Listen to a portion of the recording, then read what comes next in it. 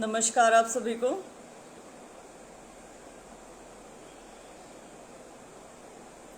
आज Haryana mail constable GT police department का paper हुआ है। एडवर्टीजमेंट 4/2020 मॉर्निंग और इवनिंग शिफ्ट। इसके बारे में हम लोग बात करने वाले हैं। आप लोग जुड़ जाइए और ये बता दीजिए कि मेरी आवाज़ और वीडियो क्वालिटी ठीक आ रही है कि नहीं। Dev Joshan, Amy Malik, Ashok Singh, Jaibir Malik, Vikas Kumar,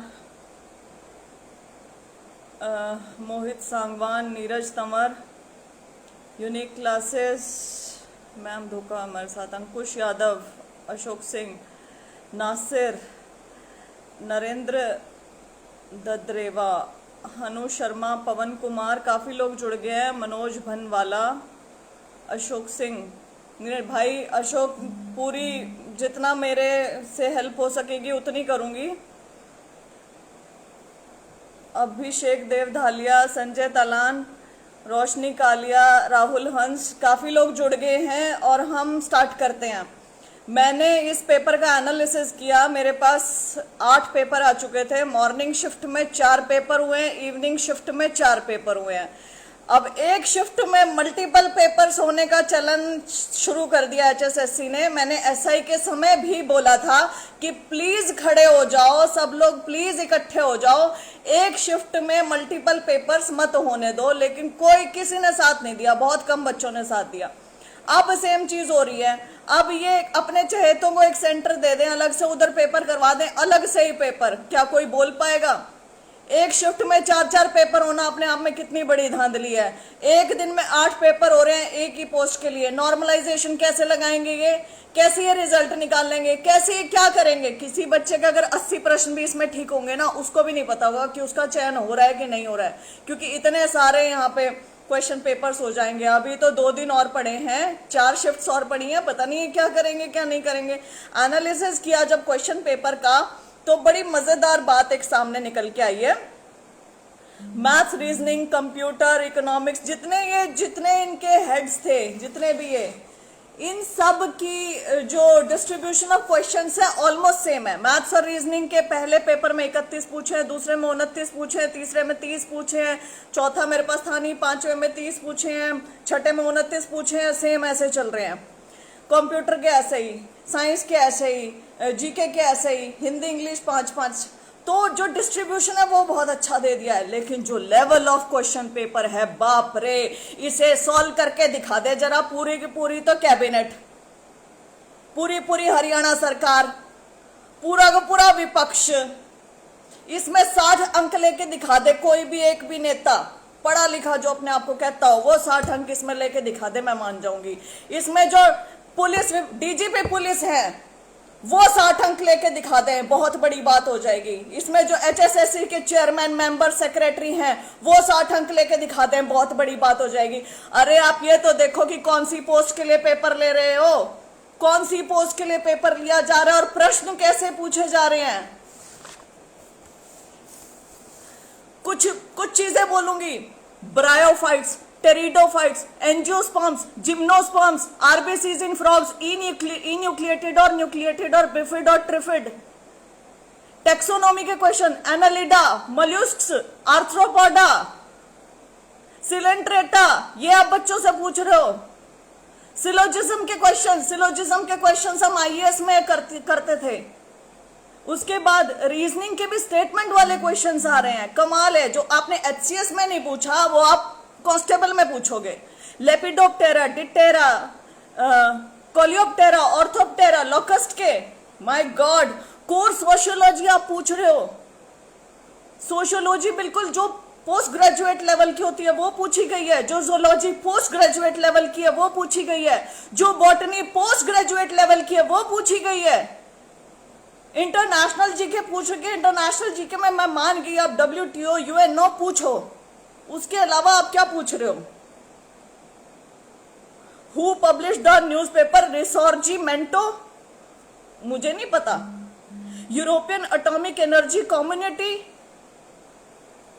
when did Portuguese traveller Nuniz reach court of Vijayanagar, lomentum schizocarpic fruit, nutritive tissue that supplies food to the developing pollen grains, tapetum tracheids, एंडोडर्मिक्स।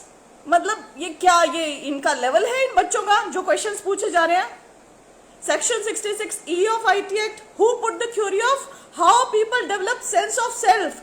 I was literally amazed कि सिगमंड फ्रॉइड को पूछा जा रहा है। सिगमंड फ्रॉइड बहुत बड़े psychologist रह चुके हैं, साइकोलॉजी बहुत बहुत अच्छे वो मैं क्या बोलूं, बहुत बढ़िया चिंतक रह चुके हैं। सिगमंड फ्रॉइड को आप पूछ रहे हैं कांस्टेबल के पेपर में, कमाल हो गया। वो आईएएस में पढ़ते हैं हम लोग, और कोर साइकोलॉजी में पढ़ते हैं। जो साइकोलॉजी का विषय लेता है, ऑप्शनल लेता है, वो पढ़ता है इसे। आप कोर ज्योग्राफी पूछ रहे हैं, जो नाज़का प्लेट आपने पूछा है, प्लेट टेक्टोनिक्स, वैगनार थ्योरीज आप पूछ रहे हैं, जो कि ग्रेजुएशन पोस्ट ग्रेजुएशन का सब्जेक्ट है ज्योग्राफी में। आप chalaza, integument, cage, funicle, placenta वाले questions, Draco, Solon, Cleisthenes, Pericles, who cancelled mortgages of land, और पता नहीं क्या क्या, एरिक एरिक्सन, जीन पियागेट, पता नहीं किस किस ऑथर और किस किस साइंटिस्ट के नाम लिख रहे हैं। Comte, traditional sociology, grand monarch of Europe. I mean standard तो देखो किसके लिए पेपर लिया जा रहा है। एसआई का पेपर बिल्कुल इसके मुकाबले ना बच्चा था, बिल्कुल लो लेवल था, और ये पेपर इतना हाई लेवल का, इतना मुश्किल पेपर तो एचसीएस का भी नहीं आया। मिला के देख लो, 8 के 8 ये क्वेश्चन पेपर और एक पेपर एचसीएस का बिल्कुल भी मैच नहीं करते। पुराना पूरा हिस्ट्री उठा के देख लो, एचसीएस का एक भी पेपर इसके बराबर का नहीं है। इतना जबरदस्त लेवल का ये पेपर पूछा गया है। और कमाल की बात क्या है, इनके जो नोटिफिकेशन है उस पे लिखा हुआ है, the standard of questions shall be as expected of an educated person having pass 10+2 examination of board of school education Haryana. माने के कि जो स्टैंडर्ड ऑफ क्वेश्चंस होंगे वो 12वीं के होंगे। ये 12वीं के हैं, ये पोस्ट ग्रेजुएट के हैं। मैं तो पूरी हरियाणा सरकार को चैलेंज कर दिया, पूरे विपक्ष को कर दिया, डीजीपी पुलिस को कर दिया, chairman HSSC, member secretary HSSC जो एचसीएस क्वालिफाई करके लगी हुई हैं, वो इसमें लेके दिखा दें। इकोनॉमिक्स पूछी हुई है, कोर इकोनॉमिक्स, कमाल है। सोशियोलॉजी, बॉटनी, जूलॉजी, ज्योग्राफी, ओ तेरी का, मतलब पूछ लो, लेकिन लेवल तो देखो, कौन से लेवल का पूछ रहे हो, क्या पूछ रहे हो। तो ये क्या एक नया तरीका नहीं है धांधली का। मतलब किस किस मुद्दे पे लड़े, पेपर लीक वाले मुद्दे पे लड़े, ढंग के क्वेश्चन नहीं बनाने आते उसके ऊपर लड़े, रिवाइज की नहीं देते आप उसके ऊपर लड़े, कट ऑफ नहीं देते उसके लिए लड़े, नॉर्मलाइजेशन कैसे अप्लाई करा उसके लिए लड़े, डिफाइंड आपका सिलेबस नहीं है उसके लिए लड़े, कैलेंडर ऑफ एग्जाम नहीं है उसके लिए लड़े, कब एग्जाम करवाओगे नहीं करवाओगे, कितने महीनों में करवाओगे, इलेक्शन के टाइम में करवाओगे, रिजल्ट कब दोगे, ज्वाइनिंग कब दोगे, किसके लिए लड़े, किस किस चीज के लिए लड़े, क्या क्या करें। अब इस नई चीज के लिए लड़े कि पोस्ट के हिसाब से कृपया करके क्वेश्चन पेपर दिया जाए, पोस्ट के हिसाब से कृपया करके क्वेश्चंस पूछे। एक शिफ्ट में 4 क्वेश्चन पेपर पूछ लिए, दूसरी शिफ्ट में 4 क्वेश्चन, एक दिन में 8 क्वेश्चन पूछ चुके हैं, क्वेश्चन पेपर्स पूछ चुके हैं। मुझे कोई ये बता दे कि सेम शिफ्ट में नॉर्मलाइजेशन कैसे लगेगी, कैसे आप रिजल्ट बनाओगे इसका। इसमें कोई भी अभ्यर्थी कितने भी अंक ले ले, उसको ये नहीं पता उसका सिलेक्शन होगा कि नहीं होगा, और उसका सिलेक्शन होना नामुमकिन है। क्यों? क्योंकि हरियाणा जीके नदारत, हरियाणा जीके से एक एक सवाल पूछा हुआ है।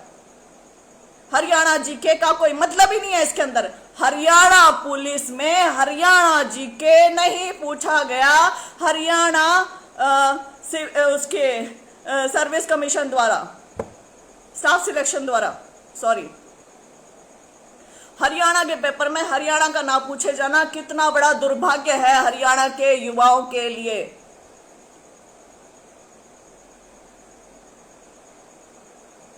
किसके लिए था ये पेपर? हरियाणवियों के लिए तो था नहीं।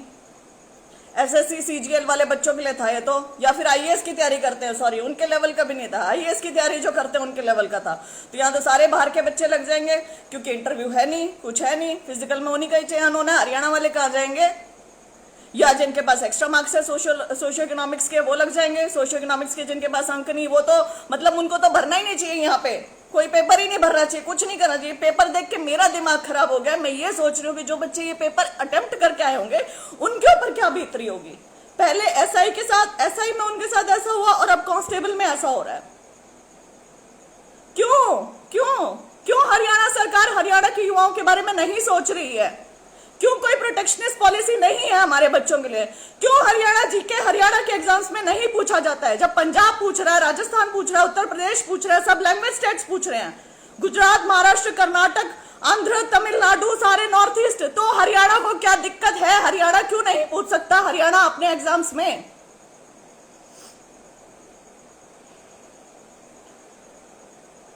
एक चीज से निपटते हैं, दूसरी स्टार्ट हो जाती है, दूसरी से निपटते हैं, चार और नई खड़ी हो जाती हैं सामने आके। कैसे निकालोगे इसका रिजल्ट? भला मुझे कोई एक सेन आदमी इस कमीशन से निकल के ये बता दे कि उन्हें ये पता है कि इसका रिजल्ट कैसे निकाला जाएगा।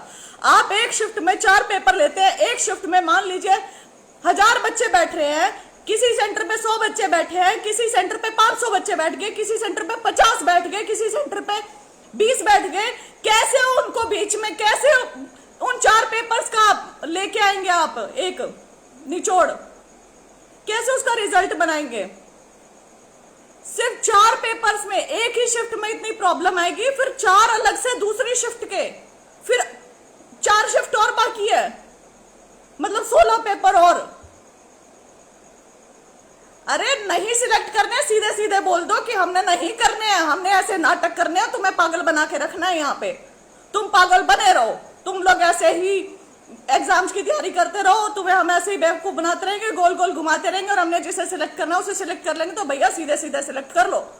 अगर कुछ बोलने जाती हो तो सामने से क्लेम से एक्सक्यूज मिलता है। एक चीज बतिया दीदी, अब कम से कम पेपर तो होने लग गए, पहले तो पेपर भी नहीं होते थे, तो हम इसी चीज में राज्य हो जाए कि हाँ भाई पहले पेपर नहीं होते थे, अब पेपर होने लगे। अरे अकल के अंधों, पहले यदि नहीं होते थे तभी तो ये सरकार आई है, और ये सरकार आई है तो हम क्यों ना डिमांड करें कि अब चीजें ठीक हो। और यदि चीजें ठीक होने के लिए डिमांड करते हैं तो तुम कम में संतुष्टि क्यों रखना चाहते हो? ये पेपर नहीं हुआ है, ये धोखा हुआ है, ये सारा पूरा जबरदस्त तरीके वाला धोखाधड़ी है ये पूरी अच्छे वाली। तुमने यहाँ पे साफ साफ लिख रखा है कि 12वीं के स्टैंडर्ड के क्वेश्चन आएंगे, 12वीं की किताब में क्वेश्चन दिखा दो कहां पे हैं।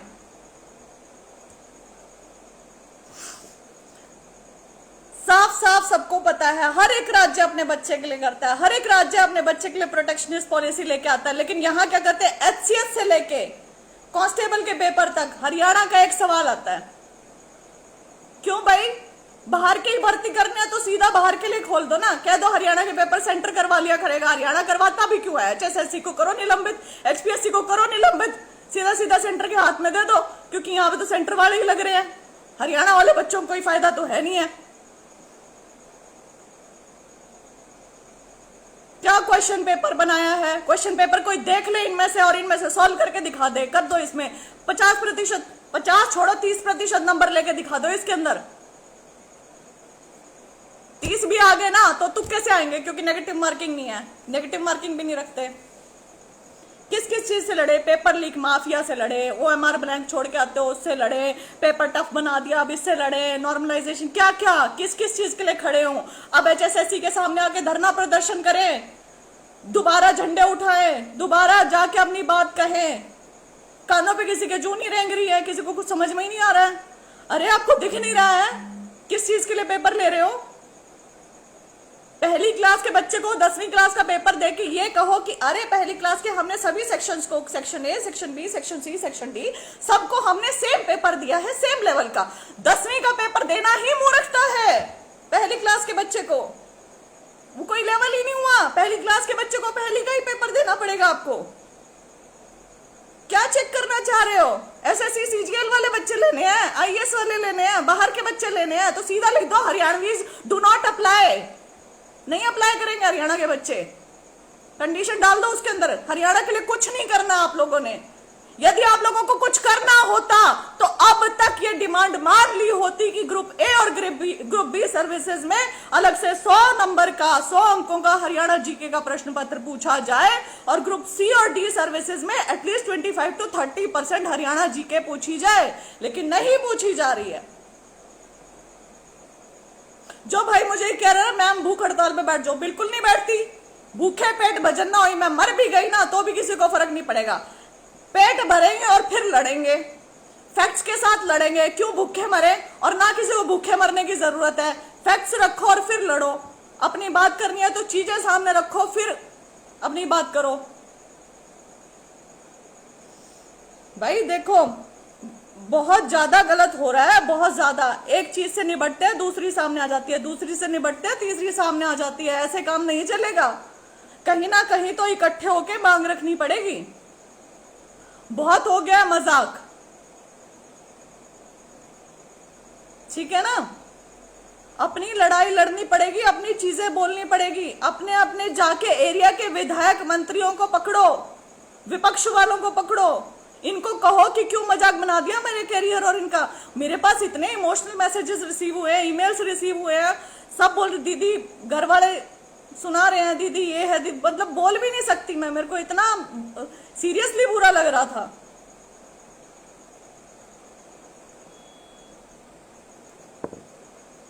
देखो ऐसे काम नहीं चलेगा, अपनी डिमांड रखनी पड़ेगी, ठीक है।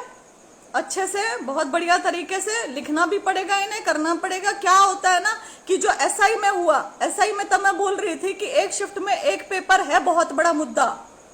एक मैं फॉर लार्जर गुड बोल रही हूँ कि एक शिफ्ट में एक पेपर होना चाहिए। अब ये हो जाएगा, उसके बाद क्या आएगा, ग्राम सचिव, केनाल पटवारी, ये सब पेपर आने हैं ना। अब उसमें भी क्या करेंगे, एक शिफ्ट में 4-4 5-5 पेपर पूछ लिए, कहाँ जाओगे, क्या करोगे,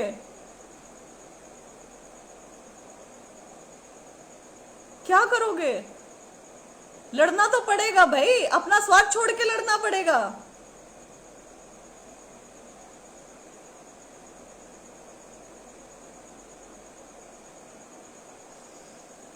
अगर एसआई में लड़े होते तो कांस्टेबल में ये ना हुआ होता।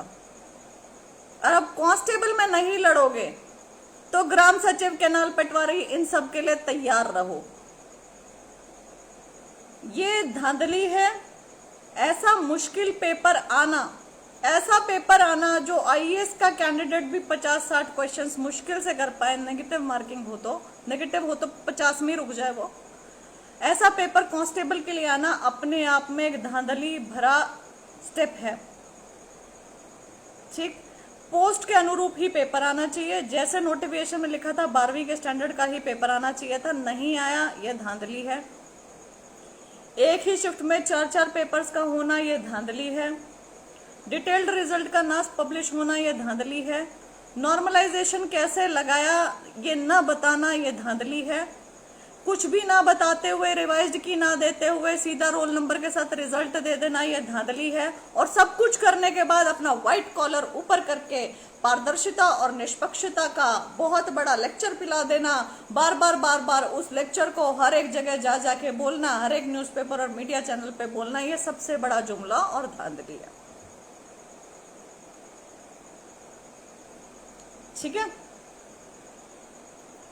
तो आप सबको सोचना पड़ेगा, मंथन करो इस चीज के ऊपर और सोचो और आवाज उठाओ। मैं हूं आप सबके साथ। जय हिंद।